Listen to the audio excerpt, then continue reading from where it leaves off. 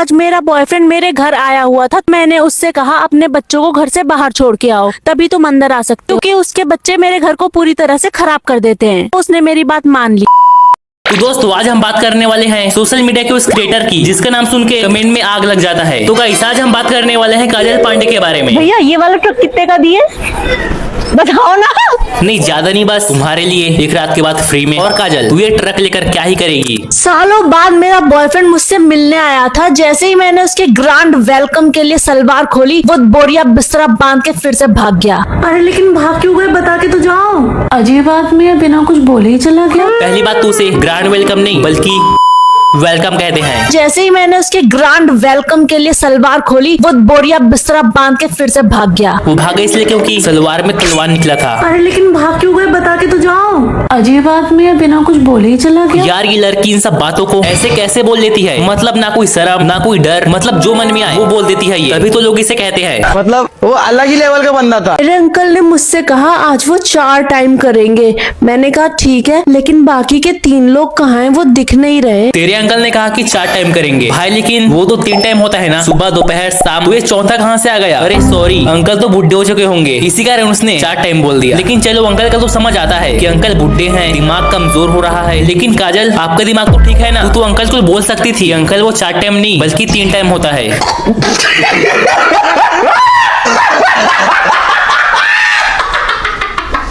Valentine day के लिए gift में मेरा बॉयफ्रेंड मेरे लिए अपनी उंगलियां लेके आया था, जिसे मैंने ले लिया। अच्छा किया कि ले लिया, क्योंकि यार अब वो तेरे लिए अपना उंगली काट लाया है तो लेना तो बनता है। गुड, वेरी गुड भाई। उसने कहा उंगली ले लिया, तो मैं भी तो वही कहा ना। नहीं भाई तू समझा नहीं, उसने कहा अपने बॉयफ्रेंड का उंगली ले लिया। उंगली ले लिया नहीं, अरे इसकी माँ का। यार ये जगह पे तो मैं पहले बाथरूम करती थी ना, यहाँ पे तो डेवलपमेंट हो गया। मैं जो जगह पे जाके मुतती हूँ वहाँ पे डेवलपमेंट हो जाता है। हाँ अब तो म्यूनिसिपालिटी से होना, तू जहाँ मुते वहाँ डेवलपमेंट हो जाए। कितनी बड़ी है ये बिल्डिंग, मैं तो इसके सामने बहुत छोटी सी लग रही हूँ। नहीं काजल वो बिल्डिंग तेरे सामने छोटा है, क्योंकि तो जो बिल्डिंग लेती है वो तो इससे भी बड़ा है ना गाइस? आप खुद बताओ कि बड़ा कौन है, ताजमहल या काजल महल? ये होटल की बेडशीट पे खून कैसे लगा है? होटल में यहाँ लोग रहने आते हैं या जंग लड़ने आते हैं? पूरा खून खराबा करके गए। देख ले कहीं वो खून तेरा तो नहीं, क्योंकि तू भी तो यही काम करती है। सार्वजनिक शौचालय में सूसू करने के होते हैं 5 रुपए। मेरे पास 5 रुपए नहीं थे, तो मैंने 10 की नोट वहाँ के अटेंडेंट को दे दी। उसके पास भी 5 रुपए खुले नहीं थे, तो मुझे 5 रुपए की सूसू और करने जाना पड़ा। यार अब ये मत बोलना कि अमेरिका क्या कहता था, क्या हो तुम?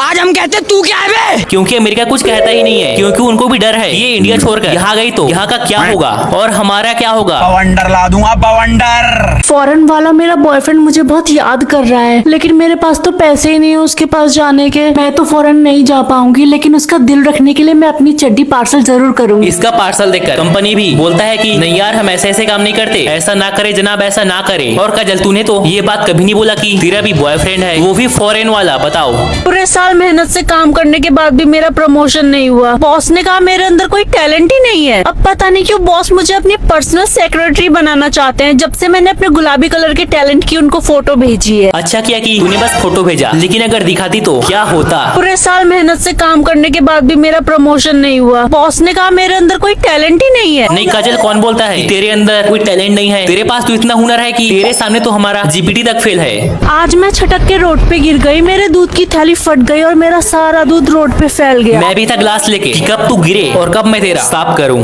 दूध यार दूध बोल रहा हूँ, तुम भी ना। मैं कोई बिजनेस शुरू करना चाहती थी। काफी दिनों तक प्लानिंग करने के बाद मैंने होलसेल का बिजनेस शुरू कर दिया। पूरी दुनिया में किसी भी व्यक्ति ने ऐसा बिजनेस के बारे में सोचा नहीं होगा जितना कि ये सोचती है। एक समय ऐसा आएगा जहाँ लोग काजल से आके पूछेंगे कि हमारे लिए कौन सा बिजनेस अच्छा रहेगा, जिसके बाद काजल उनको ऐसे ऐसे सलाह देगी जिससे उनकी कमाई दिन दुगनी और रात चौगनी होगा। और ऐसा करते करते हमारे देश के सारे लोग एक सक्सेसफुल बिजनेसमैन बन जाएंगे। क्या ये क्या बक रहे हो माँ? अपने बिजनेस को सफल कैसे बनाएं, इसके लिए मैं बाबा के पास गई थी। उन्होंने बताया मुझे बिजनेस शुरू करने से पहले उसकी पूजा करनी चाहिए। तुम्हें क्या लगता है इसका बिजनेस दिन में कितना बार चलता होगा? शायद 1 बार या 2 बार या 3 बार या 4 बार या 6 बार। अब तुम्हें तो पता है कि वो इंसान हर वक्त काम नहीं कर सकता। अब तुम लोग वो काम का मतलब समझ जाओ। और अगर इसने वैसा बिजनेस शुरू कर दिया तो आप लोग समझदार हो कि कितना चलेगा।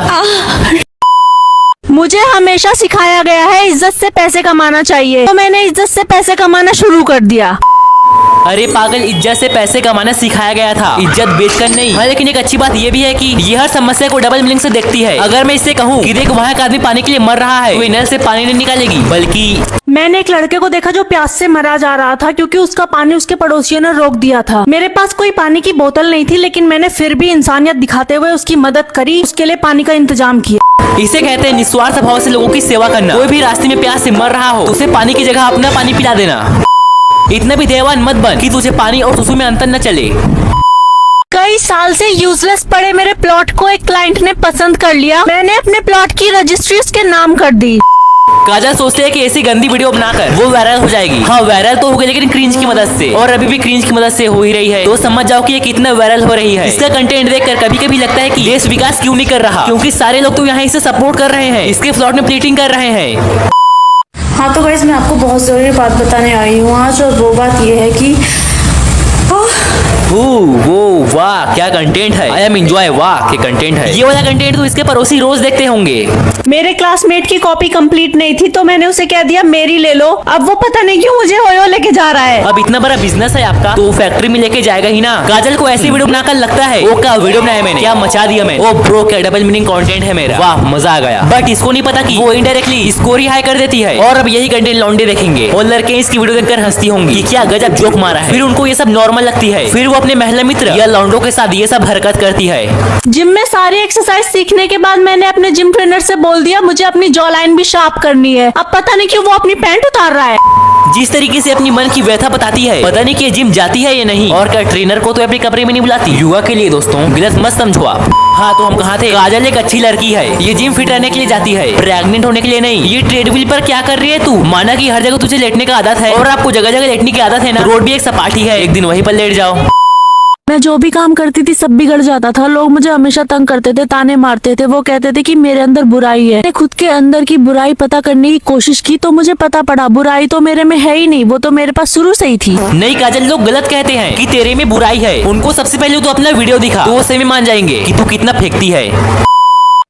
-, डिग्री ठंडी में मैं सुबह सुबह हल्की होने गई और मुझे पता पड़ता है मैं तो सच में हल्की हो गई। मेरी पीछे से तशरीफ गायब हो चुकी थी। मैं उनकी जगह 2 बर्फीले पहाड़ वापस लेकर लौटी। चड्डी में हकना था तो घर पर हकती ना। और चलो किसी कारण ने घर पर नहीं हक पाई तो तुझे हकते वक्त थोड़ा सा महसूस नहीं हुआ कि कोई तुझे हल्का कर रहा है। मेरी एक वीडियो वायरल हो गई थी जिसके बाद लोगों ने मुझे बहुत तंग किया, काली है बोल के। मैं अंदर से टूट चुकी थी और मैं लोगों से दूर भागती थी। मैं सबसे मुंह छुपाती घूमती रहती थी। मैंने फिर भी हार नहीं मानी और बहुत अच्छी क्वालिटी का कैमरा खरीदा और रिंग लाइट भी ली जो बहुत अच्छी रोशनी दे। दोबारा से वीडियो वायरल करके मैंने सबको दिखा दिया कि वो लोग गलत थे और काली नहीं थी। अगर आपको भी अपनी लाइफ में फुल मोटिवेशन चाहिए तो आप आओ काजल के पास। ये आपको इतना मोटिवेट कर देगी, इतना मोटिवेट कर देगी जिसे आप देखकर बोलोगे जिस राह पे तुम चल रहे हो बेटा, एक दिन पूरी तरह फंसोगे। तो अर्ज किया है, काली रात में मुझे मिल गया काला भूत जिसने मुझसे मांग ली मेरी गुलामी। जब तो अब मेरा भी सुन। तो वर्ज किया है, काली रात में मुझे मिले काला भूत जिसने मांग ली तेरी। मेरे बॉयफ्रेंड के भाई ने बुरा ना मानो होली बोलकर मेरे ऊपर अपनी छोटी सी पिचकारी चला दी जो मुझे बहुत ही बुरा लग गया। मेरे पास भी तेले कलर रुक लगाती हूँ अभी क्या छोटा सा पिचकारी। बहन तू पहले ये बता तू कलर कहाँ से निकालती है और कलर को तूने वहाँ शिफ्ट कैसे किया। मतलब जो मन में वो करती है तू। मैं कोई बिजनेस शुरू करना चाहती थी। काफी दिनों तक प्लानिंग करने के बाद मैंने होलसेल का बिजनेस शुरू कर दिया। पूरी दुनिया में किसी भी इंसान ने ऐसा बिजनेस के बारे में सोचा नहीं होगा जितना कि ये सोचती है। फिर बाद में एक वक्त ऐसा आएगा जहाँ लोग खुद काजल से आकर पूछेंगे कि हमारे लिए कौन सा बिजनेस अच्छा रहेगा। फिर ये उनको ऐसे ऐसे बात बताएगी जिससे उन सबकी कमाई दिन दुगनी और रात चौगनी होगा। और ऐसा करते करते हमारे देश के सारे लोग सक्सेसफुल बिजनेसमैन बन जाएंगे। क्या ये क्या बक रहे हो मादरचोद।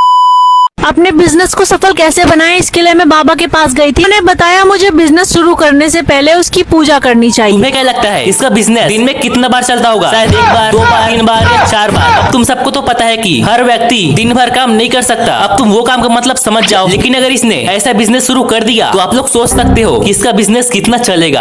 आज के लिए फिलहाल इतना ही। आपकी तरह मैं भी मायूस हूँ, लेकिन उम्मीद पर दुनिया कायम है। दिल दुखा है लेकिन टूटा तो नहीं है और उम्मीद का दामन छूटा तो नहीं है।